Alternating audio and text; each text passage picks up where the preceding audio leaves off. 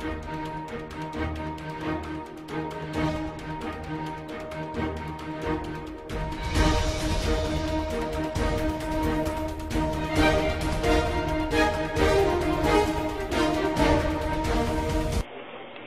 I'm Rudy O'Dolwig. And I'm Rhett Williamson. And tonight we will be discussing the Central High play. Who is the sexiest man alive? Find out tonight. Texting in school? Should it be allowed? Weather with Candy Dozer. It's really cold. Botany 101 with Igor Blitzen. Local Rapid City man voted Time Man of the Year. This just in. Breaking news. Interview with Michael Talley. How does he stay in such good shape? Why do we not have D-Lunch? Find out tonight. How do you feel about the first semester this year? I think it's going pretty well. Going pretty Yeah, good? so far so good. Okay. It's been one of our better semesters. It's from Marky Cruz, a senior. She wants to know, how do you keep in such good shape? And as I get older, I found out that it's hard to keep weight off. You know, as the older I get, I just turned 37. So when you get older, you can't. I'm not like you guys. I can't just eat and stay skinny anymore. I have to watch what I eat. But I do like exercising, I weight lift, and stuff like that. That's always a good stress reliever too. Good mental stress reliever. So I just try to stay in good shape. You know. Yeah. And the next one is from Cody Tamir. He wants to know, how much did we lose in the wall falling in the construction area, and what do you think of it? As far as the time goes, yeah. We really haven't lost any. We're not set back as far as time. The scheduled completion date for that project is August 1st of this year. What an interesting interview with Mr. Talley. Yes, it was, Rudy. I learned a new bicep workout, actually. Oh, did you? Wow. All right, well, now to Candy Dozer in the field. This is Candy Dozer with Channel 7 News on texting during school. Should we be allowed to text during school? I believe in extenuating circumstances like an emergency, or a family has gotten sick, or you have to go see someone in the hospital. Should it only be allowed during emergencies? Yes and no. Like during a passing period, I think they should be able to text their friends and that be their time to text their friends, and instead of having them text during class. Do you think the penalties are too strict? I believe that they're too strict just in case the person needs their phone while they're driving, they get in a car accident, they run out of gas, they're stuck in the middle of nowhere with no communication with anybody. It's not fair to the kids. They should have it taken away during school and school only. What an enthralling interview by Candy Dozer. Red, what do we have next? We got Botany 101 with Dr. Igor Blitzkov. Hello, I'm Rudy O'Dolwig, and this is Igor Blitzkov, and this is Botany 101. So, Dr. Blitzkov, what do you have for us today? Well, Rudy, I've got some information about the western pine beetle, otherwise known as Dendronticus ponderosa, a native beetle species, native here to the Black Hills, and it's responsible for all the dead pine trees you see around. You see, as it's rather cold right now, you'd think the beetles would die off in the wintertime, but they don't. Like other animals, they consume alcohol to stay warm in the winter. Huh. Yes, they produce glycerol and then bury themselves. Come closer, you can see. Under the surface of the tree, much like this, and they can survive there all winter long. Doctor, what is the remedy to this problem? Well, Mr. O'Dolwig, I'm glad you asked. You see, once the pine beetles have actually infested the tree, there's not much you can do. It's kind of a lost cause. But in the springtime, before infestation occurs, there are two solutions. The first is chemical. They can spray the trees with a solution that will prevent or kill the small beetles getting in there, the larvae. And then the second treatment is to wrap the tree in plastic, and the sun's solar rays will heat the tree. Now, this is kind of dangerous in itself because it can kill the tree from overheat, but at above 110 degrees Fahrenheit, the larvae will die. In regions like this, the mountain pine beetle, Dendronticus ponderosa, has a lifespan of about 1 year, but each year they can produce individually enough beetles to kill 2 full trees.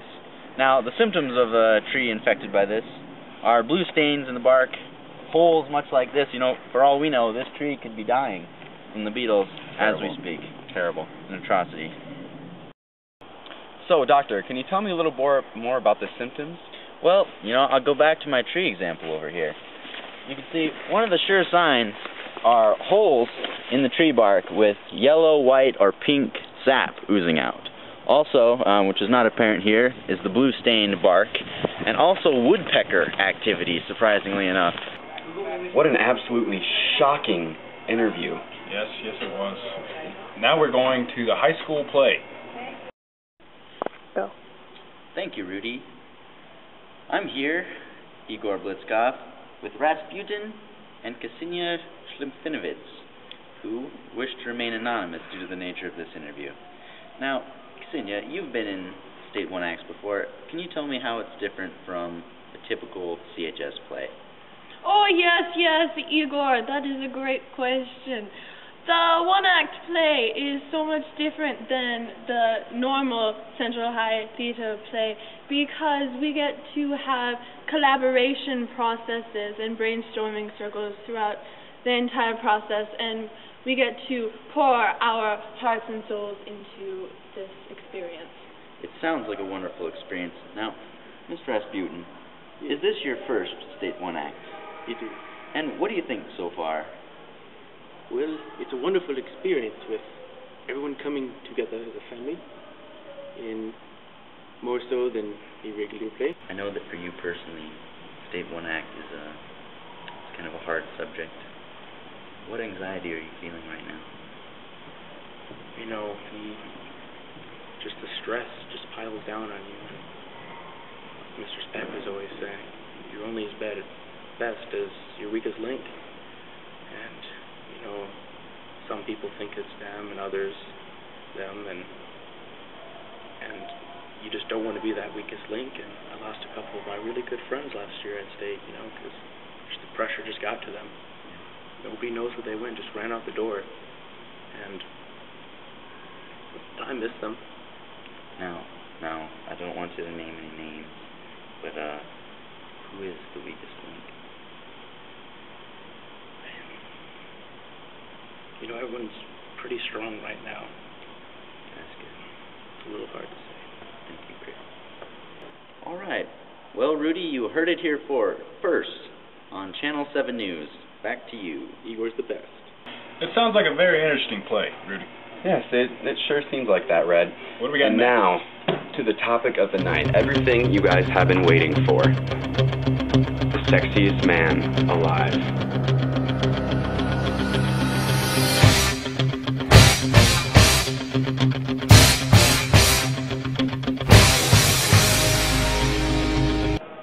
All right, Miss Gibson, how do you feel about your husband winning the sexiest man alive?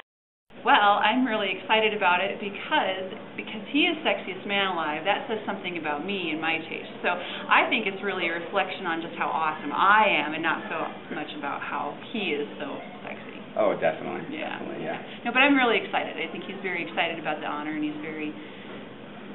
he'll love it. How do you think George Clooney feels? Well, you know, I don't know how he feels, but I know my husband is a fan of George Clooney. Oh, okay. So, you know, maybe he took some pointers or some notes. Some classes. Yeah, something like that. Watched Ocean's 11 too many times. Yeah, or the big one is fantastic, Mr. Fox. Oh, yeah. That's Yeah. true. Yeah. The voice.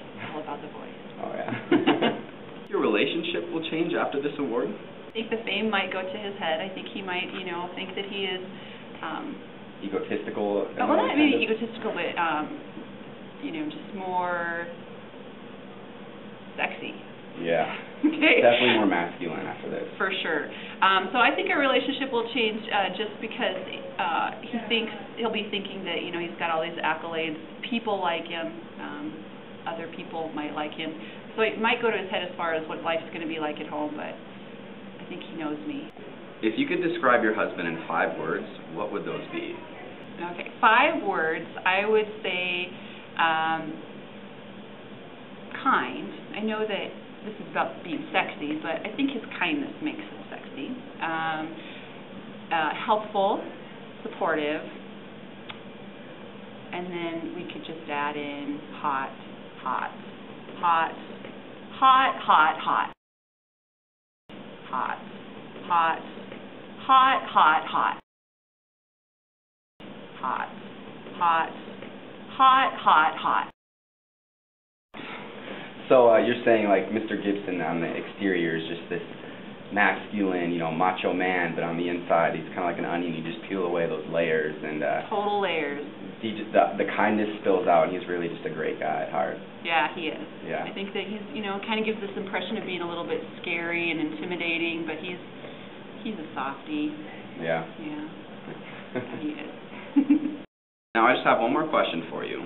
Does Mr. Gibson, aka the sexiest man alive and Time Man of the Year, help around the house? Yes, he does help around the house, and that's probably what makes him so sexy and such an awesome person. Probably the best thing that he does to help me, I don't know if you guys know this, but we have 3 children, and they're small. They're 8, 5, and 3. So oh, wow. The best thing that he does for me is the evenings are his responsibility. So bath time, bedtime, brushing the teeth, stories. I'm a morning person, so I'm not coherent in the evenings. So that's one of the things that he does for me, and probably makes him the most sexy person in the world. Is there anything more you'd like to add about your husband, Mr. Gibson? Why, yes, there is. There's a little known fact that has not yet come out in the Sexiest Man Alive article or the Man of the Year article, but he was in a rap group, if you would, when he was in high school, and there aren't very many of these available. So I'm going to entrust this to you. And DJ V, I love you. Here we go with the flow, just to show that you never know what to expect. When I take hold of the mic, yeah, that's right, gotta do what I gotta do. Always kick my rhymes with the G-Rhythm crew. I got my 66 packs, max attacks, no relax. Real the real rolling as we're kicking the straight backs. So like no birds and beats here on the set. I grab the mic in the jet, the demons wanna step up. Longer and stronger, we're coming up harder. Back by the superpower, back living water. And it's flowing, going as I'm sowing and knowing. Satan wanna get me, get up. Yeah, use your eyebrows. Interview with Tally. Let's see how he, texting in school? Should it be allowed? Weather from Candy. Local Rapid City man voted...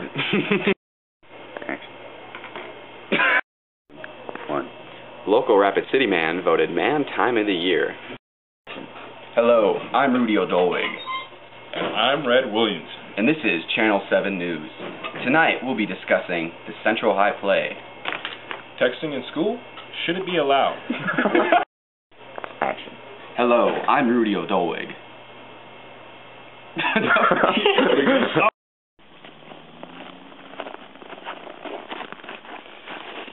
Thank you for that very informational interview, Dr. Blitzkov. Sure, Rudy, anytime. I think it's a very important issue. It's affecting our environment. You can see all the trees. Oh my God, what is that? Okay, now I'm not an expert on this, Doctor, but what's going on? I believe we've just found the Bigfoot. Doctor, that is the. What's going on? Somebody get a gun. This is the.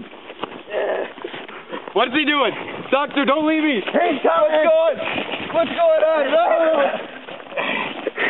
I'll save you, Rudy! And this is Red Williamson signing off. This is Rudy O'Dolwig, and on behalf of Channel 7 News, you have a good night.